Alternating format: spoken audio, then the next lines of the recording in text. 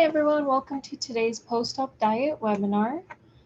Before we get started, I do want to introduce myself. My name is Christina and I am your nutritionist here at Mexico Bariatric Center. I've been working here since last year. I got my degree from UC Davis here in California. And on the screen you have my contact info, just my email address, which is just nutrition@mexicobariatriccenter.com. as well as my direct line where you can call me or text me. And I will have this up on the screen later on in the presentation if you don't get a chance to catch it, but you can always take a picture of things or screenshot them. That way you have them if you need them.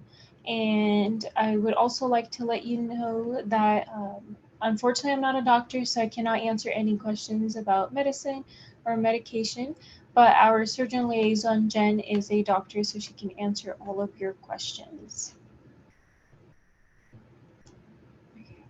Our post-op diet webinar is going to be split up into 3 parts today. Part 1 is going to be the 4 phases of the post-op diet. Part 2 is going to be nutrition goals, and then the last part will be about vitamins and a Q&A portion where you can ask all of your questions, and we'll just answer them there. So phase 1 of the post-op diet lasts 5 to 7 days following surgery. This usually starts while you're still in the hospital. This starts the day of your leak test. So the clear liquid phase is a continuation of clear liquids from before surgery. It ensures that you're getting properly hydrated. It allows your stomach and digestive tract to rest. It also, the goal for this time in post-op is 64 ounces of fluids with a minimum of 48 ounces to prevent dehydration. And on the clear liquids phase, you do want to take very small sips of everything. Limit your intake to about 1 teaspoon of liquid at a time at first. You do want to wait 60 seconds between each sip of liquid, and you should be getting a minimum of 4 ounces per hour. And it's very common for water to irritate your pouch in the beginning. If this is happening, I recommend trying out different temperatures. Sometimes warmer and harder liquids can do better with your stomach, or they settle better. And don't be afraid to drink your fluids and to stay hydrated. Fluids will not harm or stretch your pouch, and they do pass through your system without any restriction. So just a reminder of the clear liquids. You can have things like decaf tea, you can have fruit juices. For example, you can have 100% real juices, like 100% real apple juice that's diluted 60-40 with water, 60% being water and 40% being juice. You can also have infused water, such as apple, mint, berries, lemon is fine. Lemon water can actually help prevent or help calm some nausea. You can also have vegetable or bone broth, or just regular broths are fine as well. You can have clear protein waters. You can have sugar-free Jello and popsicles, as well as water with Crystal Light. Some things to avoid during this phase are basically anything acidic, so coffee, any acidic teas, as well as citrus juices, and anything carbonated.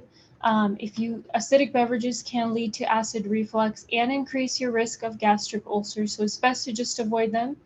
And you do want to avoid carbonated beverages. Not only are they usually full of sugar, but the extra air can cause you pain and discomfort. And important, just like I said, no carbonated beverages. You can have water, sugar-free liquids. For example, the protein 2O is great since it has protein, and it can count towards both your fluid intake and your protein intake. And now we are going to move into phase 2. So in phase 2, this is where things start to kind of progress more towards eating solid food. So this is going to start 5 to 7 days after surgery, right after your clear liquids. And the goal here is to get 60 to 90 grams of protein per day, but your hydration goal is still 64 ounces per day. So that's why it's really important for you to try to get 64 ounces of fluids before moving on to phase 2. And the reason why we want you to focus on your protein is that it helps you burn fat instead of muscle, and just protein helps in healing after surgery. And it's very important that you do not use a straw during your post-op diet, just because it can add unwanted air into your stomach, which can cause you some pain and discomfort. Some things that you can try are blended soups. Vegetable and bean soups are great. Bean soups, especially since they are full of fiber and protein. You can also have smoothies, homemade preferably, because you can control what goes into them and the amount of sugar that they have. You can also have protein shakes and powders. You can have fruit and vegetable purees. 100 or natural applesauce is fine. You can also have sugar-free pudding. You can start using plant milks. We do want you to avoid anything with creams or milk, just for the time being in post-op, just because sometimes that lactose can cause you pain and discomfort after surgery. So just for a little while, we do ask that you stay away from things like that. You can also have thinned refried beans or pureed beans and lentils. You can have oatmeal. And some things to avoid are high sugar flavored yogurts. You can have yogurt on phase 2, but the protein content should be higher than the sugar content. And something like plain Greek yogurt is fine to have. You also want to avoid any ice cream or sorbet. If you do really find yourself craving ice cream, I've seen patients use a Ninja Creamy to turn their protein shakes into ice cream, which is fine. You also want to avoid any smoothies from chain restaurants, as well as store-bought baby food. Baby food just doesn't have enough nutrition for an adult, and it also is usually full of also carbon stomachs, it's best to just avoid them. On phase 2 are considered meals, so you should be following the 30-minute rule of not drinking 30 minutes before having them and not drinking 30 minutes after having them. And here are some recipes for your thick liquids phase. You can see an oatmeal recipe. And for extra protein, you can always just take your plain oats and add in a protein shake into them to get protein and kind of flavor your oats. You can also have vegetable soups. You can also have peanut butter starting in this phase, but nothing too chunky. You do want to avoid any nuts and seeds for 6 to 8 weeks after surgery. This phase is also great to start adding in lots of vegetables into your shakes. You can add kale and spinach for fiber and extra iron. And then at the end of this phase, you can start your vitamins at 14 days post-op, but we'll go over vitamins a little bit later. Yeah. And now I do want to just check your knowledge with a poll question. The poll question is just on the Zoom side. It's not on the Facebook Live. But basically the question is, how many ounces of fluid should you aim for during clear liquids? And that question should pop up on your screen.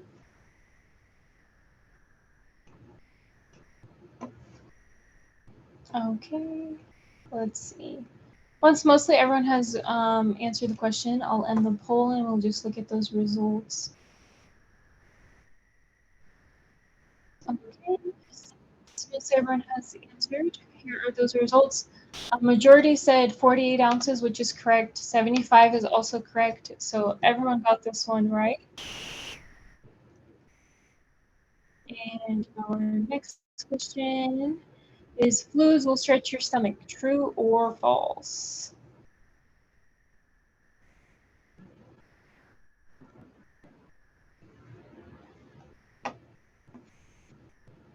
Okay, just give you one more second. Okay, so here are the Oops, 86% said fluids will not stretch your stomach, so it's false. And that is correct. Fluids will not stretch your stomach, so just be sure to stay hydrated. And one more question for this slide. Can you try coffee at this time?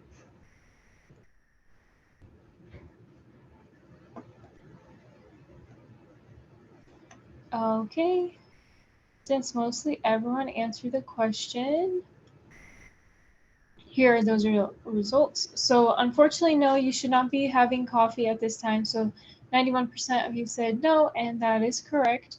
Coffee is acidic and it can be dehydrating. It's best to wait at least 4 to 6 weeks. You can start having it occasionally at 30 days post-op. And then if you want to reintroduce it into your everyday life, wait 2 to 3 months post-op. And now we're going to move on to phase 3. So this phase starts after phase 2, which is usually about 15 days after surgery, and it'll last for about another week. And just be sure to remember that you're not drinking 30 minutes before eating and you're not drinking until 30 minutes after a meal. It's really important that you only introduce one new food into your pouch at a time, just because if something causes you to get sick or something, doesn't settle, if you'll know exactly what it is. You won't be playing the guessing game. Everything must be soft enough to match with the fork. You should consume protein with all meals, and you should eat slowly and chew your food properly. In this phase, you can start weighing your food to 4 ounces max. There's a chance that you won't be able to eat that much, and that's okay. You do want to have 2 to 3 ounces of protein per meal, 1 tablespoon of fats, and 1 ounce of carbs. And this is a phase where you can start feeling restriction if you didn't feel it before. Also, you should start reading labels, get familiar with them, just so you kind of know what to look for once you start consuming, or once you start phase 4 and you start tracking your macros.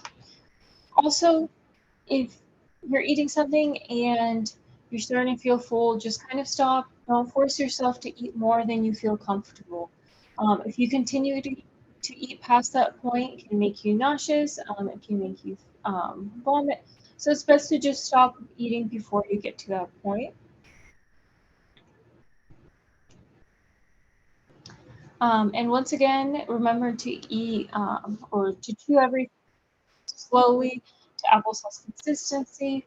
You can start eating 3 meals per day and 1 protein shake per day. Your protein intake should still be 60 to 90 grams of protein. And your calorie intake is about 1,000 to 1,500 calories. But it's very likely that you're not there, or you won't be there once you move on to phase 3, which is completely fine. If you're getting in 800 calories, that's more likely, or that's usually where people are at around this phase, and that's fine. But if you're only able to eat, for example, 2 ounces of food, just make sure that that's protein more often than not. And some things that you can have on this soft solid phase are cottage cheese, avocados, canned tuna with mayo or Greek yogurt, as well as scallops, poached or scrambled eggs, baked salmon, braised meats, braised beans, well-cooked tofu or vegetables, soft tofu. Just remember, everything should be soft enough to where you can match it with a fork if you need to. Some things to avoid are raw vegetables, white bread, steak, popcorn, hot dogs, cookies, desserts, as well as processed products and snacks. Just remember that your meats and fish should have moisture. Be sure not to have food, and avoid foods that have nuts and seeds in them for at least 4 to 6 weeks after surgery. And here are some foods that you can have on this phase, some recipes. And I saw that we have some questions on the Facebook side, so I'm going to pop over there just to answer them. Stephanie asks, can we have grits if we make them watery? Yes, that is okay. Desiree asks, if I drink sleepy time tea to fall asleep, can I have a little honey in it? I recommend that you use something like stevia or monk fruit instead. And then Shelly asks, is there a list of approved foods and liquids for each category and phase? So we do actually have everything listed on our website by phases, and I can just send the link for that in the comments section. But basically, each section will have some recommended foods that you can try. I will send that link right now. I will also send it on Zoom as well, so that you guys can have that link to the post-op diet. And then I will be sending a few more links at the end of the presentation to the nutrition guide, as well as some recipes. Okay, let's continue on with our presentation. So the last phase of the post-op diet is phase 4. This is more of a long-term diet plan. And this is basically where you can start having a variety of foods to eat. You should be able to digest most solid food items well without discomfort. And you should still be chewing everything to applesauce consistency. And it's normal for some foods to take months to be able to eat comfortably. At this point, you can increase your intake to 3 ounces of protein, 1 to 2 tablespoons of fat, and 2 ounces of carbohydrates. Just kind of want to put this out there. There isn't anything that you can never eat again, but it all does come down to the choices that you are making and the choice and how they will impact your long-term goals. I do also recommend having meal times that are at least 30 to 45 minutes so you can pace yourself and chew everything thoroughly. Some common food triggers in the first 3 to 4 months are raw vegetables, scrambled eggs, tough meat, chicken is a very common one, white rice, regular pasta, untoasted bread / white bread, as well as carbonated drinks and nuts. Now we are going to do another poll, but it's more of a scenario. So what is wrong with this scenario? Today's your first day on soft solids. You have not tried any soft solids yet, and you decide for your first meal to try cottage cheese and a poached egg topped with avocado. So what is wrong with this scenario? And while we wait for people to answer those, I'm going to look at the questions we have. So someone asked, can we eat tortilla chips at phase 3 or 4? It would be phase 4 food, and I recommend waiting at least 2 to 3 months before having tortilla chips. Things like tortilla chips don't necessarily settle super well with patients' stomachs, so I definitely recommend waiting until you're healed. Yes, you can use soy sauce in soups if there is little to no sugar. Trudy wants to know, I'm in phase 3, when can I have ginger and turmeric? You can start slowly adding it back into your diet. It's completely fine at this point. Okay, since mostly everyone has answered the question, I'm going to end the poll, and here are those results. So 71% got it correct. You tried 3 new foods at a time. So if something causes you to have a negative reaction, you're not going to be able to know, what caused it. So just remember to try 1 new food at a time. You're scrolling through Facebook and you come across a patient that has great weight loss results, and you ask her what she did, and she basically says that she's been weightlifting since 3 weeks post-op.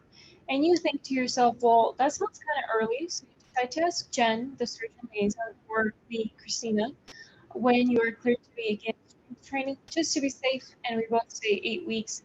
So you listen to us and you hold off training until then. So what is wrong with this scenario?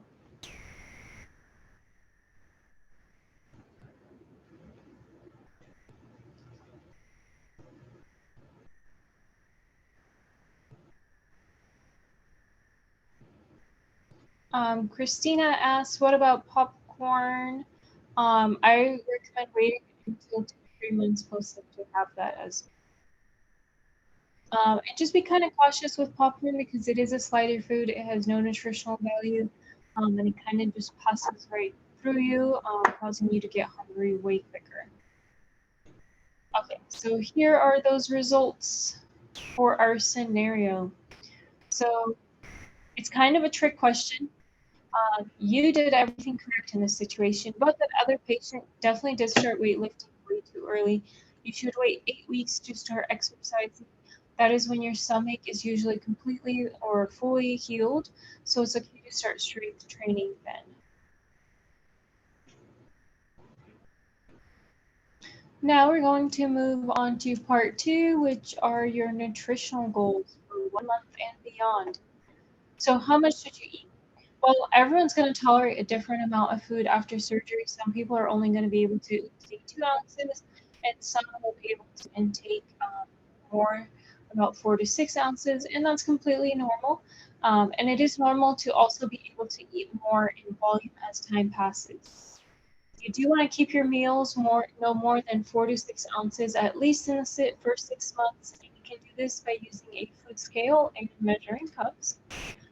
Do not force yourself to eat more than is comfortable. And your stomach isn't going to stretch from overeating one time, but if you continuously do it, if you overeat every single time you're eating, your stomach will stretch again and you can regain all the weight back and you just won't feel that restriction as you did before. You do want to kind of focus on healthy fats, healthy protein or lean protein, and healthy carbs during your post-op diet. And in the future, you can have things like avocados, olives, nuts, seeds, nut butters, and different kinds of oils for healthy fats. For protein, seafood, Greek yogurt, poultry, lean meats, cheese, eggs, and tofu are great options. For carbs, sweet potatoes, vegetables, fruits, beans, and legumes, as well as whole grains, oats, and Ezekiel bread. Ezekiel bread is just bread that has no preservatives in it. It has no flour and is just easily digestible and high in protein and fiber.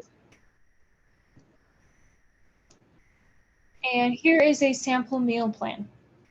It's very normal for you not to be able to eat what we have up for the intake goals, which is 1,000 to 1,500 calories. And most people are only going to be getting about 800 calories. But that is a goal, and as you start moving and walking more and exercising, you do want to increase your intake to be between 1,000 to 1,500. Your protein should be over 75 grams, but 60 to 90 grams is fine. Your carbs should be less than 105. Your fats should be less than 47 grams. Your sugar intake should be less than 25 grams per day, and your fiber should be greater than 20 grams per day. And just kind of a little reminder, this is a sample meal plan. It doesn't necessarily mean that it's going to fit your needs. And just one diet isn't going to fit everyone, and it helps to find one that's going to meet your needs. For example, if you're someone who works out a lot, you're going to need more protein than someone who doesn't work out a lot. So just remember that not one diet is going to work for everyone, but this is a good starting off point. And some tips and tricks for post-op. Do your own research. Prioritize your fluids, your protein, and then your healthy carbs. Just make sure you're getting 64 ounces of fluids a day and 60 to 90 grams of protein per day. Be patient and start to exercise at 6 to 8 weeks post-op. Keep a positive mindset and a healthy relationship with food. Keep up your vitamin regimen, your blood work, and realize that it's not always all about the scale, but your overall improvements. For example, maybe your blood result or your blood test results are coming back saying, that you're in normal levels, or your clothes are fitting better, or that you're losing inches, but the scale's not moving. And So it's really important to just kind of think that, it's not always all about the scale. And also stalls are going to happen. Weight loss takes time. You didn't gain all this weight overnight, so you can't lose it overnight. And after you lose a certain amount of weight, your body does need time to adjust metabolically. So just be patient with yourself, just put in the work and be patient. Now we're going to go into vitamins. It's important to stop taking all your vitamins 2 weeks before surgery and to not start taking them until 14 days post-op. And why are vitamins important? Well, if you're not taking all your vitamins, deficiencies in them can cause fatigue, muscle and hair loss, blurred vision, nerve damage, cracked and dry skin. And if you are taking them, you'll see an overall health improvement. So the American Society of Metabolic and Bariatric Surgery came up with some guidelines for bariatric patients. And I know that this can seem like a lot, but it's going to condense down into just 4 vitamins. And that is going to be your bariatric multivitamin, a thiamine, zinc, calcium citrate with vitamin D, iron with vitamin C, and a vitamin B12. And this just condenses down into a multivitamin, a calcium citrate with vitamin D, iron with vitamin C, and a sublingual B12. It's important to take your vitamins for at least 6 to 12 months if you have a restrictive procedure. If you have a malabsorptive procedure, you will need to take them longer, most likely for the rest of your life. Make sure that your calcium is a calcium citrate, not carbonate. Your stomach will have as much stomach acid in it, so it's easier for it to break down the soup. Your calcium should also have vitamin D in it because that does help your body absorb calcium. Your iron should have vitamin C, which helps with absorption. And this is very important. Do not take iron and calcium together. They compete for absorption, so you should not be taking them together. If you find a vitamin that has a multivitamin that has both, skip it, get a different one. You do not want to take these together. They should be taken at least 2 hours apart.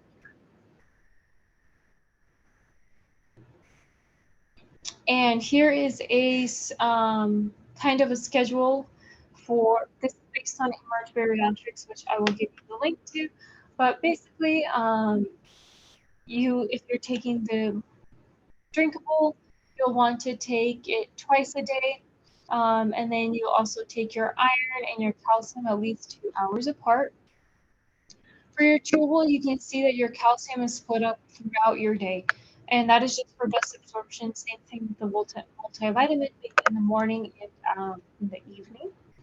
And to prevent hair loss or other deficiencies, you want to make sure that you're using good quality vitamins as well as getting enough protein and that you understand your vitamin schedule. So I highly recommend Emerge Bariatrics. You can use the code ENJOY10% for 10% off your vitamins at emergebariatrics.com, and I can send you a list of the vitamins you'll be needing in the chat as well as the link. And I will send that here as well. Okay. And now I'm just going to go in and talk about Emerge Bariatrics. Emerge has a tube. So bariatric vitamins usually have a higher ratio of nutrients compared to just generic vitamins. So that's why after bariatric surgery, it's very important to take bariatric specific vitamins. And if you were to get a iron, calcium, citrate, a multivitamin, and a B12, that would fulfill all of your vitamin requirements after surgery. And it would be easy for your body to absorb. And you do want to keep taking them for at least 6 to 12 months post-op. Emerge also has a soft chew that has a bunch of different flavors, and these would fulfill your requirements as well. Soft chew, chewable, or drinkable vitamins are easier for your body to absorb after surgery since they don't have to get digested down as much as regular vitamins.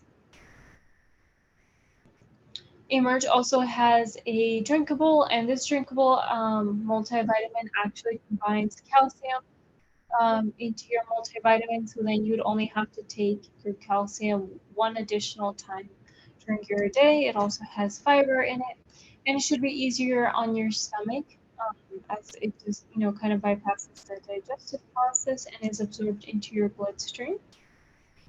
Emerge also has a meal replacement that has 27 grams of complete protein. That means it has all of your essential amino acids in it. It also has calcium, zinc, biotin, which is great for hair loss, and it has less than 5 grams of sugar. Now I'd like us to look at a comparison chart. So on this chart, we have the Emerge chewable, we have the drinkable, we have a Centrium adult multivitamin, and a Centrium adult multivitamin gummy.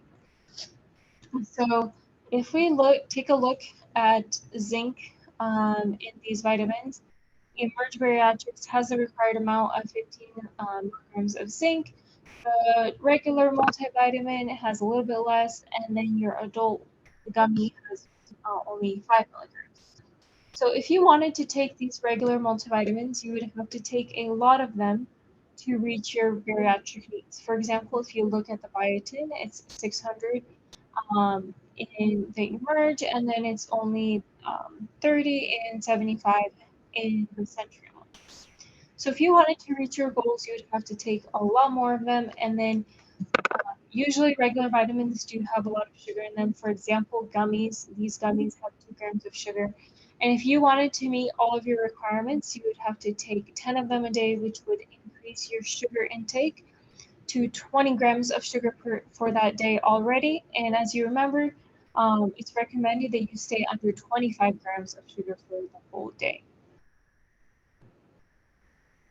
Well, what about Flintstone vitamins? Yay or nay? Nope, you should not be having Flintstone vitamins. They have no folic acid in them, or no thiamine in them, which is great for relieving nausea and helping with vomiting. It does not have folic acid in it, or it's low. Zinc is not sufficient, and vitamin D is too low. We also have 3 grams of sugar for 2 gummies. What about patches? So unfortunately, I cannot recommend patches. There's not enough research done on how they affect patients in the long run. And also, not all vitamins can be absorbed through your skin. For example, vitamin B and D cannot be absorbed. And vitamin D actually happens to be one of the most common deficiencies in bariatric patients. So that's why I cannot recommend patches. And then for improved digestion, I do recommend a digestive enzyme and a probiotic. A digestive enzyme can help with preventing nausea, as well as increasing the absorption of nutrients, and it can just help you break down your food. I highly recommend getting one. If there's something that you can't really keep down or something that doesn't settle with you, I highly recommend using a digestive enzyme. And then I also recommend using a probiotic with a CFU of 50 billion or higher. This helps to restore your healthy balance of bacteria after surgery, since you will be on an antibiotic. So definitely highly recommend a probiotic that will help with digestion as well as boosting your immune system. And 2 good brands for a probiotic are Align and Garden of Life. Okay, now let's check your knowledge. Which 2 vitamins can you not take together?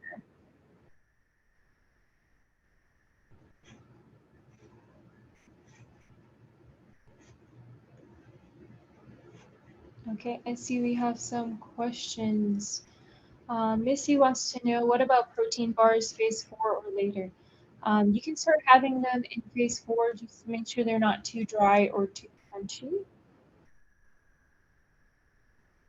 For granola bars, I would recommend some that have a lot of protein in them. We do have a TikTok up on TikTok that has some good examples from Target, so I'd recommend checking those out. I think if I remember correctly, there was like one brand that just said keto on it, and it had just good nutritional facts and it had a lot of protein. protein in there. So you could check those out. What fiber do I recommend? Natural fiber is the best, but if you can't do that, you can always do the mucil, which is fine. You can take fiber supplements. Any over-the-counter one is fine. What vitamins are okay to use in patch form, if any? My vitamins so large I'm scared to be choking and don't like the suffocating feeling that I get with large pills. You can always buy vitamins that melt under your tongue. They have them on Amazon. Those would be fine. But basically, if you are going to use patches, you will need to supplement vitamin D and vitamin B in addition to your patches. But even then, you need to make sure that the patches have enough nutrition and meet the requirements. No, you cannot have gummy vitamins phase 4 just because they do usually have a lot of nutrition in them. Children don't really need to take these vitamins just because they have a lot more nutrition than they would need. I would recommend for children to just take a classic children's multivitamin.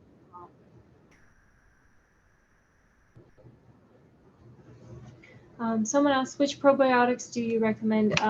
Align and Garden of Life are great, but basically just needs to have a CFU of 50 billion or higher.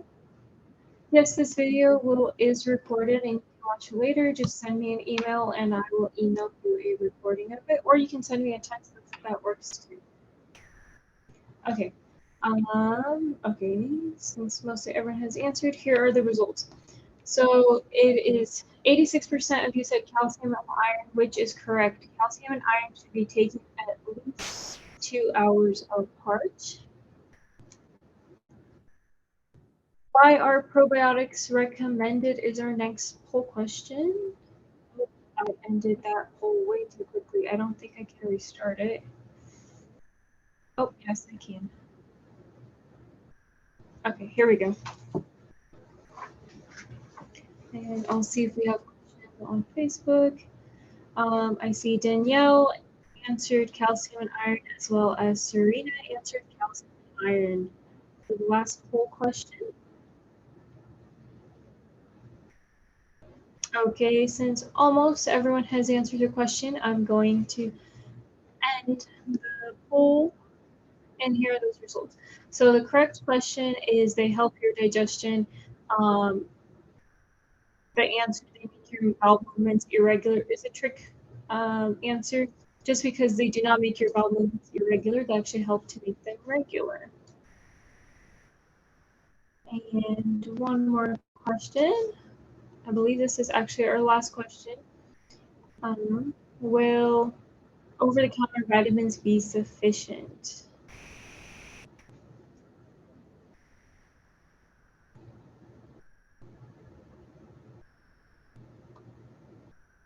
So Lori asked, is it okay to just swallow vitamins whole?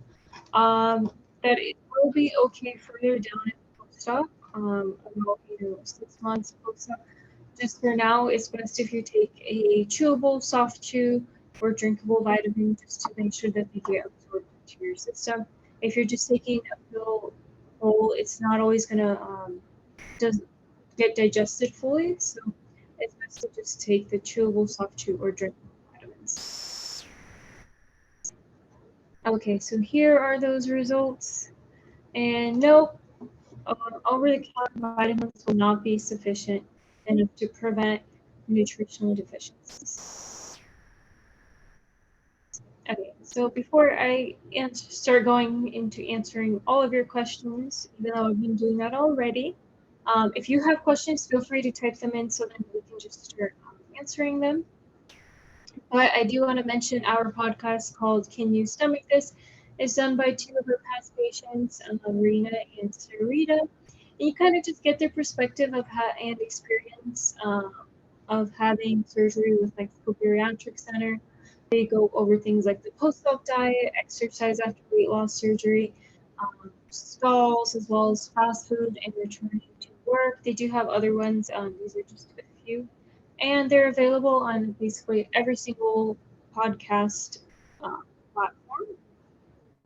We also have a ton of great resources like our blog page on Mexico Bariatric Center, our YouTube channel, our support groups, as well as our Instagram and TikTok. And before I start answering the questions that are going to be popping up, I do want to remind all of you that my name is Christina. I am your nutritionist here at Mexico Bariatric Center. And on the screen, you have my information, my email address, which is just nutrition@mexicobariatriccenter.com, as well as my direct line where you can call me or text me at. Okay. First question we have, when do we start probiotics? You would start them 14 days post-op, same time you're starting your other vitamins. Kimberly asked or said, she's getting full very quickly and ends up eating about 5 small meals a day. Will this change? As time goes on, your stomach can stretch a little bit, so they can change.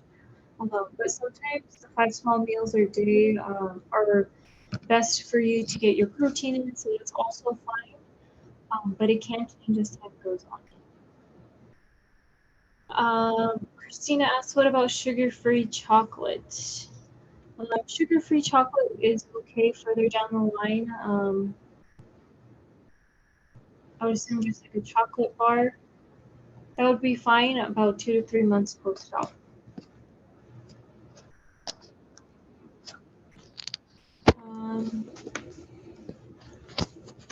On Facebook, Christina asks, is there a brand of unflavored protein powder that you recommend? I recommend Gain, have an unflavored one. Sometimes find it at Costco, but you can also buy it online. That one's great to use. You can use a straw after 8 weeks post-op. That's when your stomach's fully healed, so the extra air should not bother your stomach.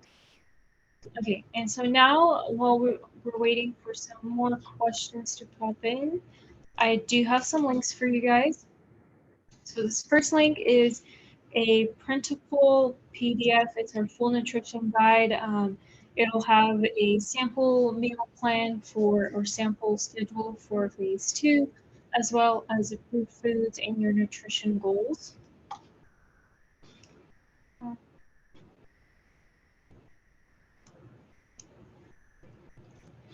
The second link is breakfast recipes. Just be sure to check each recipe for the time frame of when you can start having them.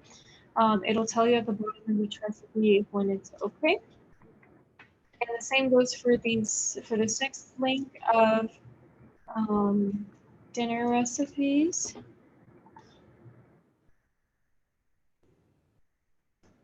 And if you need these links and you can't get them off the chat, you can always email me and I can send them to you.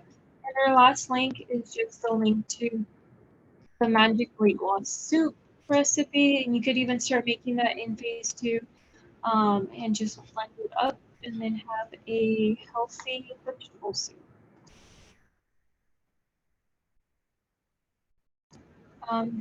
Christina asks, do you think the vitamin skin patches are effective enough for getting vitamins after bypass? No, I don't necessarily think that they're effective enough. That's why I recommend taking oral supplements, soft chew, chewable, or liquid ones. And they do need to be bariatric specific. Okay. Can we eat mushed up soggy protein bar during soft food? I would need to see the nutrition label for it because sometimes also could be too many carbs for soft foods. It should be okay as long as it's soft and you can mash it with a fork, but I would also want to see the nutrition label. You can just take a picture of it and send it to me through email or text, and I can let you know for sure nutrition-wise if that's okay for phase 3. But if it's soft and soggy, I don't see a problem with it. And then I used to smoke THC to ease my anxiety and PTSD. I am almost 2 months post-op. Can I smoke again just to ease myself? So for this question, I recommend that you email our surgeon liaison, and her info is on the screen. She would be the best person to give you the answer when you can smoke again. And then, oh, you're most welcome for the links and the recipes. Can I list the protein powders again? So the only one I said was Orgain, the unflavored one, but you can also have things like naked pea or naked egg. I believe there's also like True Bonnie. Um, Basically, you do just want to make sure that it has at least 20 grams of protein in it and less than 5 grams of sugar in it.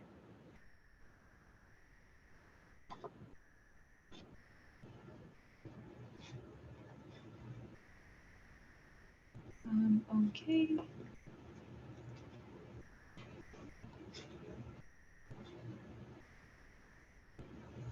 Yes, muscle milk is okay for protein.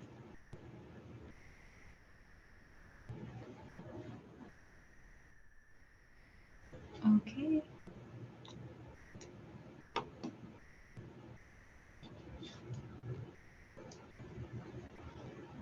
Okay, I'm not seeing any more questions pop up. Let's see if I can think of anything else to show you or send you. Oh, I can show you where to find our blog page on MexicoBariatricCenter.com. Basically, go to MexicoBariatricCenter.com. There's a bunch of things. You can just click on blogs, and you can get a lot of interesting informational things on here. Highly recommend checking out. Also, our website is a great resource, a great informational resource. So you can always just go through it and check out. But other than that, I think our webinar is coming to an end. And I hope all of you have a great weekend. And if you have any questions, please don't hesitate to reach out. You can email me, you can text me, you can send me pictures of nutrition labels. But I hope all of you had a great weekend.